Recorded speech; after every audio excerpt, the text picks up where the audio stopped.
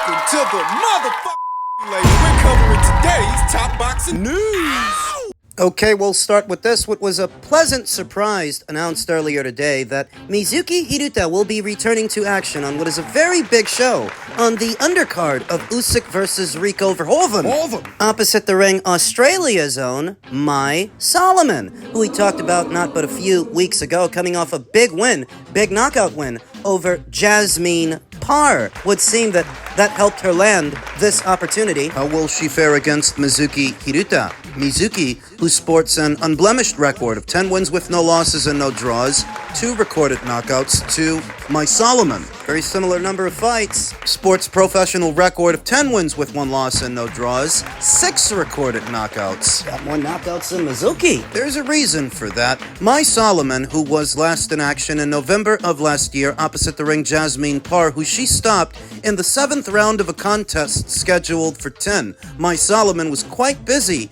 in the previous year, boxing 4 times. Once in March, again in June, again in August, then capping off the year in November.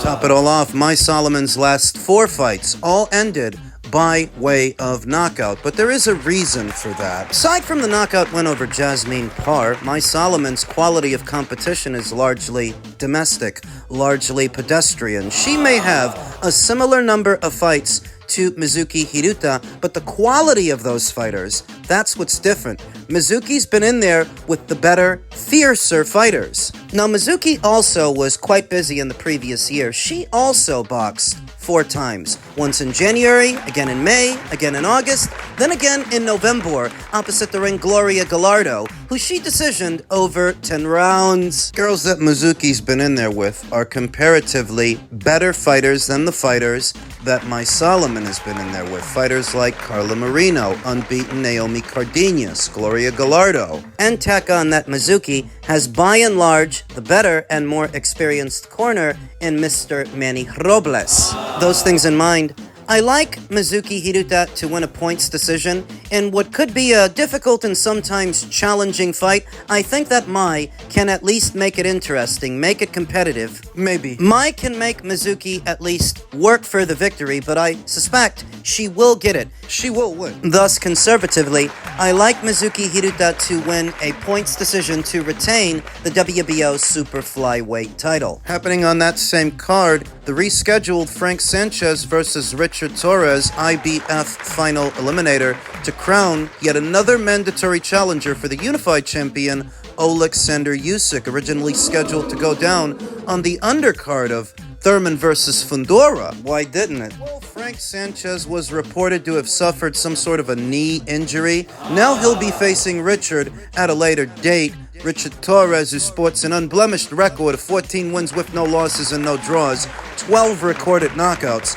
Very heavy-handed guy. Harkens back to previous eras of the heavyweight division where the guys weren't so big and weren't so slow. Richard Torres in this era is on the smaller, more portly end of the spectrum for a heavyweight. Whereas Frank Sanchez is a little taller, is a little longer, sporting a professional record of 25 wins with 1 loss and no draws, 18 knockouts, having been knocked out once in 26 professional bouts. That was at the hands of Agit Kabayel in their battle of the unbeatens. Agit managed to stay unbeaten, Frankie didn't. Last in action in February of last year, opposite the ring, the very pedestrian Ramon Echevarria, guy with an upside-down record, who Frankie stopped in the 3rd round of a contest scheduled for 6. And that turned out to be the only fight that Frankie had all of last year.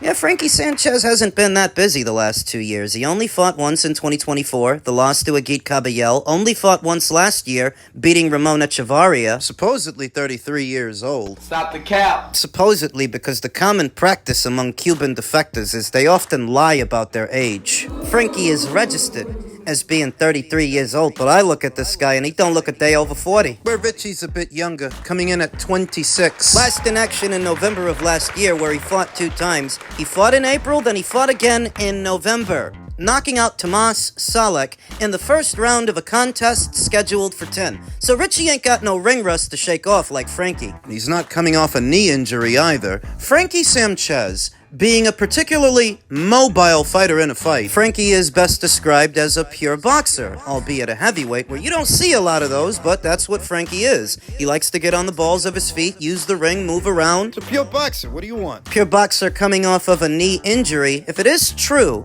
and that's why their contest was initially postponed, that doesn't bode well for Frankie. Before the knee injury, I had Richard Torres winning the fight. I had Richard Torres knocking out Frankie Sanchez all before the knee injury stuff. With it, if it is true that that's why their fight got held up and postponed, I really like Richie's chances. You don't believe the guy's injured? I think behind the scenes a lot of things happen. I think behind the scenes, a lot of things are possible. Is it possible that somebody got in contact with both Richie and Frankie and told them, listen, you can make more money boxing on this card in Egypt Paid for by Turkey LL Sheik. than boxing on Sebastian Fundora's undercard? Though, of course, the fight having already been made and announced for that undercard, you're gonna need a good reason, a good excuse to move it. I'm injured. My bank account. I mean my knee. I hurt my knee. I can't fight. Stop the cap. I think it's entirely possible that this was all coordinated. A coordinated effort to have their fight moved to a bigger show that pays more money. It's possible. Though whether the knee injury is legitimate or not, I already favored Richard Torres to win the fight based on what I saw him do to Guido Vianello. Another statuesque, mobile heavyweight who can punch a bit. Richard Torres was able to close the distance on him and get to him, so I think he can do the same to Frankie Sanchez. Richie is best described as a pressure guy. Given that he's smaller than most other heavyweights in the division, that base style suits him. Hunkering down, fighting at a slight crouch, chin tucked behind a mid-guard. Wouldn't call him a carbon copy of Iron Mike Tyson, but there are similarities there, as Mike Tyson had the same issue. He was smaller than most of the other guys in the division, but he was able to use that to his advantage. Richie can too. Richie's got a bit of speed in those legs and definitely speed and power in those hands. What do I always say? A bit of speed in the heavyweight division goes a long way. In the land of the lumbering lummoxes. A lot of guys in the heavyweight division are really slow, so if you've got a little bit of speed, it can go a long way, and Richie has that. And what is this IBF Final Eliminator to crown yet another mandatory challenger for what still is this division's unified champion, Alexander Usyk? I do not expect Usyk to fight the winner of this fight. I expect that he will drop the red belt the same way he dropped the brown one. Push comes to shove. Usyk is not long for the sport of boxing. You can't really give him more than 1 or 2 more fights. After the Rico Verhoeven fight, he's not going to be around for much longer. So that essentially means that if Richie wins this fight, and I think he's going to, he's well on his way to becoming a world champion, America's first since Deontay Wilder. America does not produce world champion heavyweights anywhere near as much as they used to in previous eras. We used to think that America's next heavyweight champion would be Jared Anderson. But then he started to unravel, started to see all the holes in his game. More recent times, he's been shipped off to Queensbury. I'm not convinced that Jared Anderson will ever win a heavyweight title, but Richard Torres, he might. Currently, the United Kingdom's own Moses Itelma is being dubbed as the heir apparent to the heavyweight throne, that he is the most promising, unbeaten up-and-comer in the division. And maybe he is. But it's looking like Richard Torres might actually beat him to an alphabet title, and all he's got to do is steamroll Frankie Sanchez like he steamrolled Guido Vianello. I like Richard Torres to win. I like Richard Torres to win by way of knockout. Elsewhere in the heavyweight division as it pertains to tomorrow's heavyweight contest, gloves dispute between Deontay Wilder and Derek Chisora has been settled. Apparently, behind the scenes, tempers were flaring, but the gloves issue between Deontay and Derek has been resolved.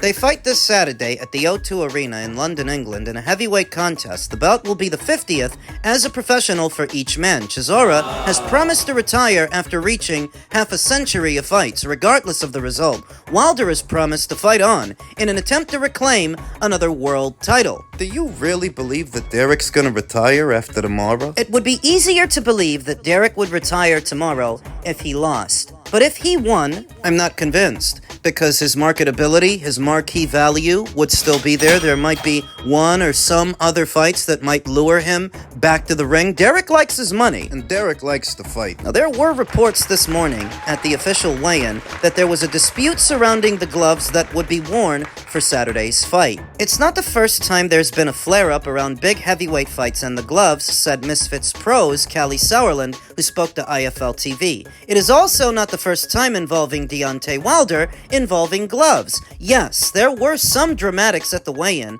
There are some issues around the gloves. I can confirm that. Boxing scene now understands that the dispute has been resolved. They're ready to go. Both boys are weighed in, and Derek came in at a whopping 266 pounds, what is said to be a career heaviest for the veteran fighter, likely a part of the strategy. Coming in a little stockier, it's not because Derek let himself go, it's because it'll make it easier for Derek to push Wilder around, who came in at a very lean 226. Yeah, Wilder's always been a very statuesque heavyweight, long and limber, yes, but 226 pounds spread across that 6'7" frame, he ain't that sturdy, and he's never had the best feet, so he has poor balance. Now tack on Derek Chisora's smaller stature, coming in at a slight crouch, bending at the waist and knees, barreling forward, forcing Deontay Wilder to punch down to hit him. Coming over the top with looping right hands, and what you're looking at is a repeat of the Joseph Parker fight. That's what I'm expecting. Following his loss to Joe Joyce, in which he was stopped for the first time, Joseph Parker made an adjustment, a conscious decision to be more aggressive and come forward more. And that's what we saw in the Deontay Wilder fight, whereas for Derek, that comes naturally. That's how he's always fought. That's how I think he's gonna fight tomorrow. Deontay Wilder doesn't handle pressure well. Somebody crowding him in the pocket and forcing him to fight at that proximity, because he's so tall and he's so long, He can't get his punches out. He needs room to work. Tall guys often do. Derek is not going to give him that. Derek's going to crowd him like Joseph Parker crowded him. Where the fight is intriguing is Derek Chisora is several years older than Joseph Parker, more embattled, more war-torn, not as fast on his feet, not as explosive. He's slower. And he is coming in a bit heavier for this fight. There's a trade-off.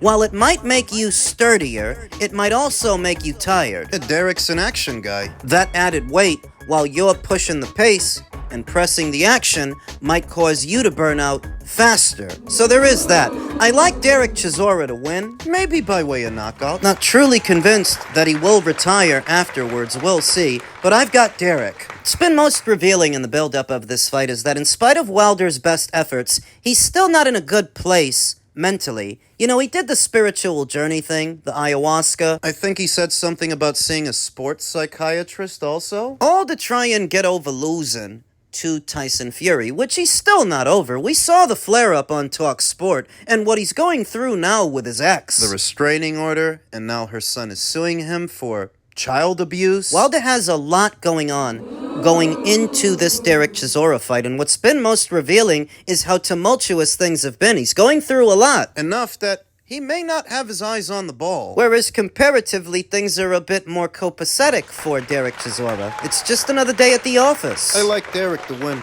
Now, downstairs in the cruiserweight division, it would seem that former IBF champion Jai Opetaia has been ranked by the World Boxing Council in spite of his association with Zuffa Boxing and their ongoing war with the sanctioning bodies, one in particular, the IBF. Jai is ranked at number 3, Yamir Peralta is ranked at number 2, and Canada's own Ryan Rozicki is ranked at number 1. With Poland's own Mikhail Cieslak holding the interim title. What I think is the first semblance of the backup plan for Jai Opetaia now that he's been stripped of the red and gold title, the IBF taking that hardline stance as a result of him acquiring the Zuffa belt. It's not exactly an even trade. Becoming Zuffa's cruiserweight champion at the expense of the red and gold title when it's Jai Opetaia's aim to become undisputed champion. It's not an even trade. It does not yet mean anything to hold the Zuffa cruiserweight title, to hold a Zuffa title of any kind, and I don't know that it's ever going to. I've said in previous videos, the IBO, the dark green belt, has been around since 1988, and it's still not recognized as a real world title by the boxing fans or the sanctioning bodies. Whereas the Zuffa belt, the new kid on the block, How many years and how many decades would it take for the boxing community to accept that? I don't think they should have had Jai Opetaia fighting for that title so soon, Because they've yet to establish their cruiserweight division, their cruiserweight pecking order, and until that's established, it doesn't even make sense to hold the title there. What they likely wanted to do was legitimize the belt by having an existing champion hold it. Jai Opetaia having been the Ring Magazine and IBF champion, you figure that if he holds our belt, that makes it legit. Sort of jumped the gun with that one, because all that did was cost him the red belt. The light at the end of the tunnel is that he's now ranked at number 3 by the World Boxing Council, and he, comparatively, has more money behind him than Yamil Peralta, than Ryan Rozicki and Mikhail Cieslak. Money talks. And when it does, the World Boxing Council listens. It's no accident that he ended up there. That tells me that dialogues are happening behind the scenes to maybe make a fight between Jai Opetaia and Noel Mikhailian, who at this time isn't under any orders to satisfy any mandatories, and the ones that are there, They don't have the money behind them that Jai Opetaia has behind him. So what might happen? Maybe Jai fights Noel for the full title, and Ryan Rozicki, maybe he fights Mikhail Cieslak for the interim. Remember that the World Boxing Council is a lot more loose-to-goose and freewheeling than, say, the IBF or the WBO. I remember Mauricio said he would not be against Jai Opetaia unifying titles with their champion. He gave the fight his blessing. In spite of Jai's association with Zuffa. So where the IBF may have taken a hardline stance against Zuffa boxing, the World Boxing Council might be more agreeable, more negotiable, getting sanctioning fees wherever they can. Remember that if the Muhammad Ali Revival Act is passed, and it looks like it's going to be, they're not going to get to mass-produce belts like they used to. So they need to make as many friends as they can. This is one way they can smooth things over. You scratch my back and I'll scratch yours. The IBF took your boy's title from him, but we'll let him fight for ours. Could be the way it goes down, and if he does, I like Jai Opetaia's chances against Noel Mikhailian. I think he can beat him. I think he can stop him. If he does, and he gets the green and gold title, he's back in the mix of everything. He's back in the undisputed conversation. While he doesn't have an alphabet title, it's very easy to ignore him, target someone else. But if he can get the green and gold, still gonna come a knocking for the winner of Zurdo Ramirez versus David Benavidez. He will be that much harder for the winner of that fight to look past. If the people at Zuffa Boxing are smart, you get this guy another alphabet title. The World Boxing Council is not as rigid as the IBF. You do what you've got to do to get Jai that fight, get Jai that belt.